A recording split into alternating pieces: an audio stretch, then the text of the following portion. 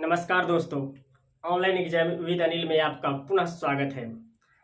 आज हम लोग मैथ का एक बहुत इंपॉर्टेंट टॉपिक करने जा रहे हैं, जहां से आपके पेपर में हमेशा 1 नंबर का क्वेश्चन बनता है।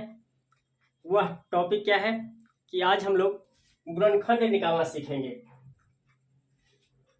जैसे कोई नंबर दे देगा यहाँ और कह देगा अभाज्य गुणनखंडों की कुल संख्या कितनी होती है, कुल गुणनखंडों की संख्या कितनी होती है, या सम गुणनखंडों की संख्या कितनी होती है, विषम गुणनखंडों की संख्या कितनी है। यहां से हर एक एग्जाम में 1 नंबर का क्वेश्चन आपके पेपर में बनता ही बनता है। इसी के क्रम में हम लोग आज टोटल कंसेप्ट जान लेंगे। बहुत आसान होता है, क्लास शुरू से लेकर अंत तक एकदम देखिएगा, तब जाके आपको अच्छे से आ जाएगा। बहुत आसान है। चलिए हम लोग समझते हैं आखिर इस टाइप के क्वेश्चन को हम लोग कैसे निकालते हैं, गुणनखंडों की संख्या कैसे निकालते हैं। या तो आपसे अभाज्य गुणनखंडों की संख्या पूछ लेगा, या कुल गुणनखंडों की संख्या, या सम गुणनखंडों की संख्या, या विषम गुणनखंडों की संख्या। ऐसा नहीं कि आपके एग्जाम में चारों पूछेगा, इस चार में से कोई एक पूछ लेगा। लेकिन हमें पढ़ना क्या पड़ेगा, हमें तो सभी कंसेप्ट जानना पड़ेगा, हर एक टाइप का क्वेश्चन जानना पड़ेगा। क्या पता उसमें से ये क्या पूछ ले, सब एक ही कंसेप्ट से रिलेटेड है। तो हम लोग चलिए स्टार्ट करते हैं। पहला क्वेश्चन ही दे दिया है आपको कि 1200 के अभाज्य गुणनखंडों की संख्या क्या होगी, कुल गुणनखंडों की संख्या क्या, और सम गुणनखंडों की संख्या, विषम गुणनखंडों की संख्या। कोई आपसे एक पूछेगा, लेकिन यहाँ हम लोग हर एक क्वेश्चन करेंगे। कैसे करेंगे? सबसे पहले जो यहाँ संख्या दी रहेगी, इसका अभाज्य के टर्म में कन्वर्ट कर लेंगे, गुणनखंड ले लेंगे। जैसे हम लोग क्या करते हैं, ये 1200 को पहले अभाज्य के टर्म में लिख लेते हैं।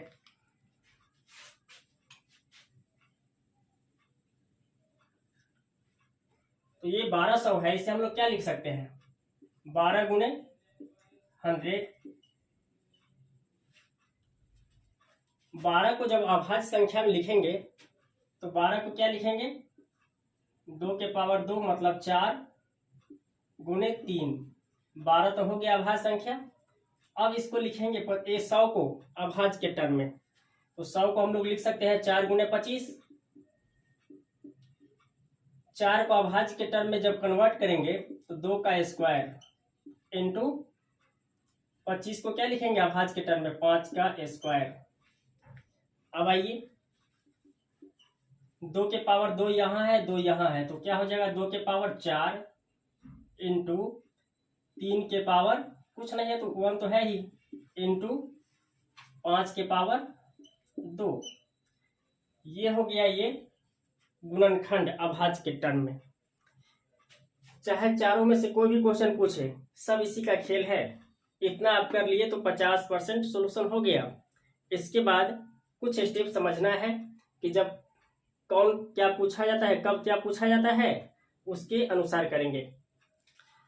तो सबसे पहला क्वेश्चन क्या है, अभाज्य गुणनखंडों की संख्या आपको बताना है।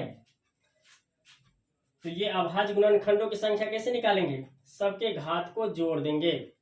तो आप यहां लिख सकते हैं अभाज्य गुणनखंडों की संख्या बराबर घातों का योगफल।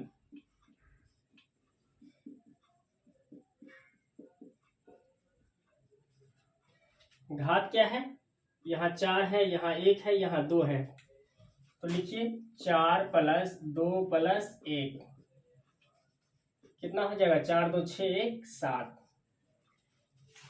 पहले क्वेश्चन का आंसर क्या आ गया, 4 + 2 + 1 7। आप लोग नोट्स बना लीजिएगा। दूसरा क्वेश्चन देखिए, जब कुल गुणनखंडों की संख्या पूछा जाए तब क्या करेंगे। घात में 1 जोड़ते चलेंगे, घात +1 इंटू घात +1 इंटू घात +1, मतलब जितना टर्म रहे उतनी बार लिखना है। जब इसी को सिंप्लीफाई करेंगे तो यहाँ 4 है, 4 + 1 कितना हो जाएगा 5। दूसरा घात क्या है 1, तो 1 + 1 करेंगे तो 2। फिर तीसरा घात क्या है 2, 2 + 1 करेंगे तो 3। मान लीजिए यहाँ 2-4 पद और रहता, तब यहाँ और फिर लिख देते घात +1 इंटू के टर्म में। आइए अब गुना कर लेते हैं। 5 दूनी 10, 10 तिया 30। तो ये हो जाएगा हमारा दूसरे क्वेश्चन का आंसर कि कुल गुणनखंडों की संख्या कितनी होगी, तो 30 होगा। पहला समझ में आ गया, दूसरा समझ में आ गया। अब आते हैं तीसरा, जब सम गुणनखंडों की संख्या पूछा जाए तब।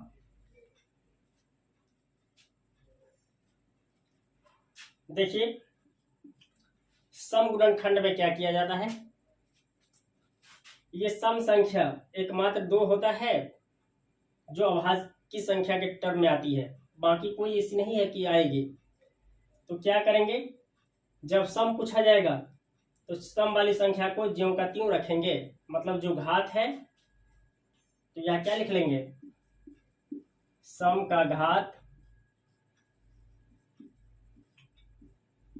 इनटू, अब आगे यही सिस्टम घात +1 घात +1 चाहे जितनी बार पूछा रहे, तो घात +1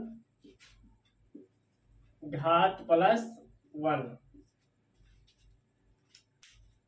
अब देखिए यहाँ सम संख्या का घात कितना है 4, तो यहाँ सीधे सीधे 4 रखना है। यही आपको ये टर्म याद रखना है, तब जाके सही आंसर आएगा। तो यहाँ 4 हो गया। अब आइए अगला पद क्या है 1, तो 1 + 1 करेंगे तो 2। फिर अगला पद क्या है 5 के पावर 2 घात 2 है, तो 2 + 1 करेंगे तो 3। अब क्या करना है, सबको मल्टीप्लाई कर देना है।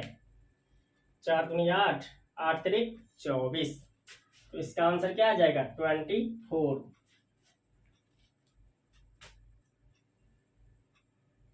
तीन क्वेश्चन हम लोग कर चुके हैं। अब जो चौथा क्वेश्चन बनता है, विषम गुणनखंडों की संख्या क्या होगी। तो इसके क्रम में क्या करना है, जो सम का पद है इसको छोड़ दीजिए, बाकी क्या है ये 3 के पावर 1, तो घात +1 इंटू घात +1। इसी तरह ये डॉट डॉट डॉट जितना पद रहे उतनी बार लिखना है। यही कंडीशन सब में हो जाएगा, डॉट डॉट लगा लीजिए ताकि जितनी बार घात रहे उतनी बार हम लोग लिख लेंगे। अब आइए यहाँ क्या है 3 के घात 1, तो 1 + 1 कितना हो जाएगा 1 + 1 2। फिर यहाँ घात कितना है 2, तो 2 + 1 3। अब इस दोनों को मल्टीप्लाई कर देंगे, 3 दूनी 6। इसे एक और तरीके से आप निकाल सकते थे, कुल गुणनखंडों की संख्या में 30 पता है, सम आप 24 निकाल लिए, तो 30 में से 24 घटाएंगे तो 6 आ गया। या जब सम पूछे तो कुल गुणनखंडों की संख्या पहले निकाल लेंगे, फिर क्या करेंगे विषम संख्या घटा देंगे, तब सम आ जाएगा। लेकिन ये सब आपको करना नहीं है। करना क्या है, ये पहले अभाज्य संख्या के टर्म में लिख लेंगे, इसके बाद जो पूछा जाएगा डायरेक्ट उसी का फॉर्मूला लगा देंगे। आपको सारा सिस्टम बता दिए है। अभाज्य में क्या करेंगे, घातों का योगफल सबको जोड़ देंगे। घात जो है जब कुल गुणनखंडों की संख्या कहें तो घात +1 घात +1 घात +1, ये डॉट डॉट डॉट लगा लीजिए ताकि ये टर्म और हो सकता है, ये और टर्म हो सकता है। यहाँ 3 पद है इसलिए हम लोग 3 लिखे हैं, और सबको क्या करेंगे मल्टीप्लाई कर देंगे। जब सम रहे तो सम के घात जो है उसी को रखना है, बाकी में सब सम का जो घात है उसी को रखना है, बाकी में एक जोड़ जोड़कर मल्टीप्लाई कर देना है। जब विषम पूछे तो सम वाले पद को हटा देना है, जो बचे यहाँ लिख लीजिए सम पद या सम घात को नहीं लेना है, सम को नहीं लेना है, बाकी जो विषम बच रहा है उसको एक जोड़कर सबको मल्टीप्लाई कर लेंगे, आ जाएगा। उम्मीद है कि आपको ये सेशन अच्छा लगा होगा। कोई डाउट है तो कमेंट कीजिए, और लगे हाथ एक और क्वेश्चन कर लेते हैं ताकि आपको अच्छे से और समझ में आ जाए। चलिए अगला देखिए, एक क्वेश्चन और कर रहे हैं। चलिए अगला क्वेश्चन है 6400 के चारों का आंसर निकालना है। कंसेप्ट आपको अच्छे से बता दिए हैं, यहाँ फिर हम बता देंगे तो आपको सीखने और हमें सिखाने का कोई मतलब नहीं है। तो बेहतर है कि यदि आपको कंसेप्ट समझ में आ गया है तो चारों का आंसर निकालिए और फिर कमेंट करके भेजिए, ताकि ये भी लगे ना कि आपको आ रहा है, आपने ये कंसेप्ट सीख लिया। तो आज के लिए इतना ही रखते हैं हम लोग, फिर मिलेंगे एक नए कंसेप्ट के साथ। तो आज के लिए इतना ही रखते हैं। यदि आपको ये सेशन अच्छा लगा तो चैनल को सब्सक्राइब कर लीजिए और अपने स्टडी ग्रुप में भेजिए, क्योंकि इससे आपको निश्चित ही लाभ मिलेगी, ये हमारी वादा है। और इसका अनुभव आपको भी होगा एग्जाम हॉल में कि आखिर कंसेप्ट सबसे अलग है। आपने बहुत सारे देखे होंगे, लेकिन ये कंसेप्ट बहुत अलग लगता होगा। कोई इसमें तामझाम नहीं, सिंपल याद कीजिए कंसेप्ट, आप आंसर तक पहुंचिए। ज़्यादा पेचीदा करने का कोई मतलब नहीं है। तो आज की सेशन इतना ही रहने दीजिए, फिर मिलेंगे एक नए सेशन के साथ। जय हिंद, जय भारत।